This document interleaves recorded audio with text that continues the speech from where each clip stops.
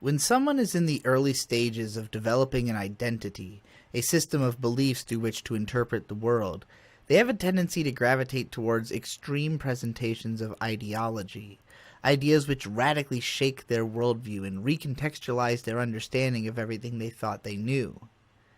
This was the experience I had watching Earth Maiden Arjuna as a 16-year-old in early 2008.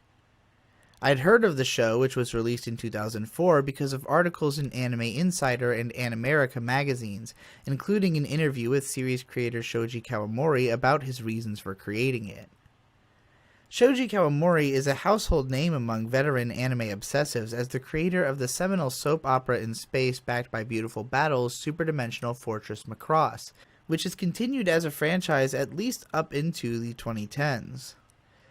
More important to most Americans, though, is probably his work as a mechanical designer not only on plenty of anime, but on the original Transformers, including the design of Optimus Goddamn Prime. The best way I can describe Shoji Kawamori is that he must have looked at Mobile Suit Gundam, felt like he totally is a new type, and decided to share his new type visions with the world. Arjuna is in many ways a celebration of extremely lateral, extremely impressionistic thought. It starts with, and often falls back into, fast montages of high-impact images which put the themes into your head immediately of environmental decay, factory farming, use of pesticides in food, and man's ugly relationship with nature in general. On the surface level, it's primarily an environmentalist show, but it has bigger fish to fry than just the problems facing our society. It wants to address the fundamental misunderstandings we all have about our place in the world which cause us to destroy it this way in the first place. The Anime Insider article had pitched Arjuna as an artsy take on a magical girl show, as the Japanese title Chikyu Shoujo Arjuna implies, though I think this gimmick didn't end up coming through as much in the final product as might have been intended.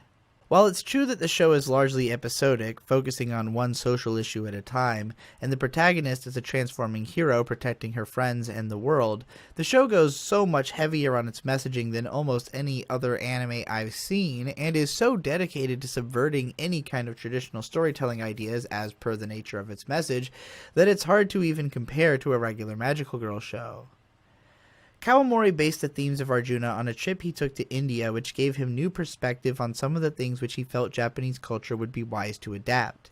There is plenty of Hindu religious symbolism in the show's design, starting obviously with its title and the presence of Mecha Shiva, but for the most part, I think it's fair to say that Kawamori connects his understanding of Indian culture into Far Eastern ideas of Taoism, creating a vaguely cross-cultural sense of spiritualism in the story. It's pretty hilarious to watch if you're familiar with spirit science as well, as there is explicit representation of chakras, something resembling the Kundalini and the starship, and a pretty clear analog of the psychic powers the main characters have to different levels of Christ consciousness. None of this is even remotely explained in the show, by the way, it's just the power of Earth, I guess. What Arjuna is about on the whole is the idea that planet Earth is essentially a single superorganism, and that our inability to recognize this allows us to treat ourselves as something other, not only from the planet but from one another as human beings. It comments on how difficult it is to live in an awakened way in a world where most people will put convenience and ease of understanding over challenging themselves to make things better. It explores the many ways that humanity has failed itself by taking a mass production approach to not just food, but education, power generation, and even human life, causing us to disconnect ourselves from the world in order to justify knowingly poisoning it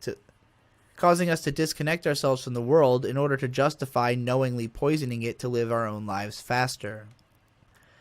Each episode focuses on another issue, and many of the show's takes are pretty extreme and pretty surprising.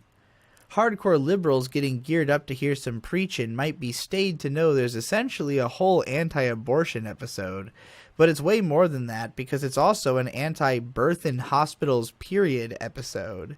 The character presented as most heroic in the show is an old man that lives out in the woods by himself and allows bugs to eat his crops because he has more than he needs and the bugs make the environment healthier to have there.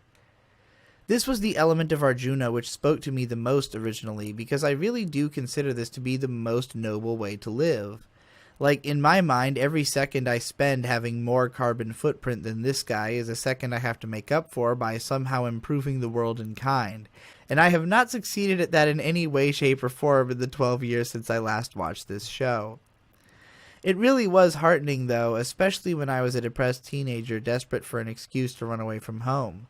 When I saw Arjuna struggling in the mountains and wondering how all the animals were able to figure out what they could eat just on instinct, I realized that I probably shouldn't try to go live in the forest by myself. But then when I saw the old dude, I realized that as long as I learned how to do shit, I could always fall back on that way of life, and probably feel better about myself than I ever will making YouTube videos for fame and money. After Juna and her boyfriend meet the mountain monk and return back to normal life, they both immediately get sick from eating American burger. That's right, there's a big old virus making its way through the Japanese population, and Arjuna has to go into her boyfriend's body and heal his gut biome so that he has the antibodies to fight the virus himself. Probably cured his autism while she was in there. When the coronavirus was first breaking America, it just so happened that I was in the middle of RadCon 4, where I was surrounded by other guys who'd flown in from around the country and even from London. We had a meetup with like 40 people, several of whom reported being sick afterwards and most likely having briefly contracted the corona. But me? All I took was one nasty shit and the rest was history. Why?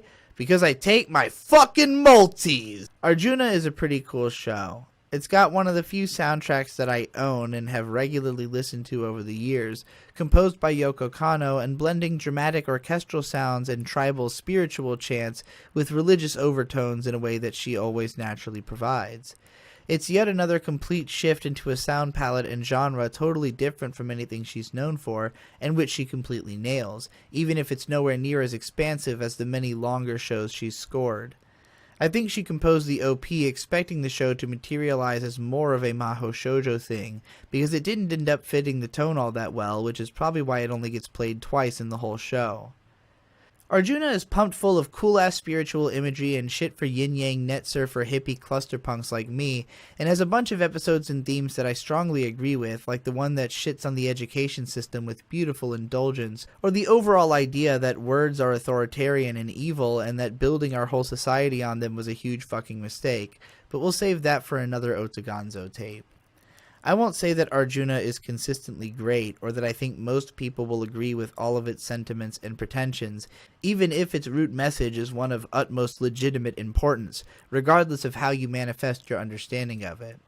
For me, it intensified my feeling of place within the superstructure of the world around me, and was one of my first experiences with something akin to ego death, which is definitely mission accomplished on Kawamori's part, even if I had to watch the show again to even fully comprehend how the ending recontextualized the show in a way that I have to imagine a version of me who already understood the world the way that I do now would have easily gotten the first time.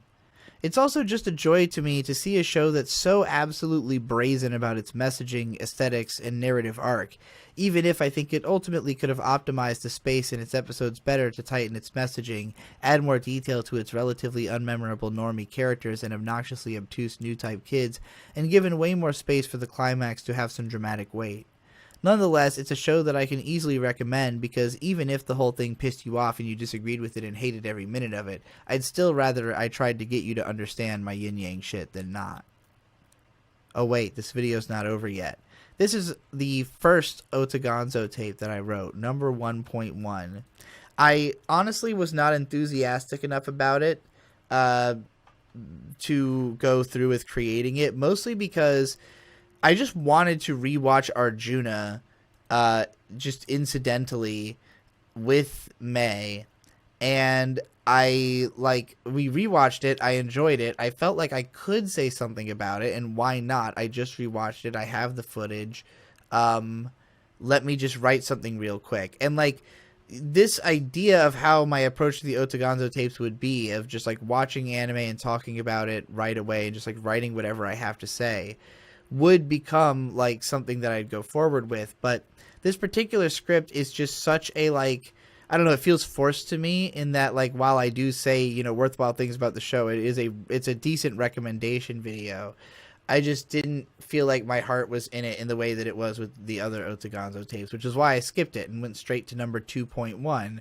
as you may know if you saw the thumbnails. So yeah, this is one of the ones that I just decided I'm not going to go through with creating it, but I'm still going to release it in script form so that you can all hear it and the content can exist in some form, because I really just don't think it's worth the effort of going through with editing it. But you know, if somebody else wants to edit it and release it that way, go ahead. You know, you have the audio, just go ahead and slap your own video on there. Watch Arjuna. If you feel like you need to spread knowledge of it, but you can't write a script and you like this one, go for it. Otherwise, it'll just have to stay this way.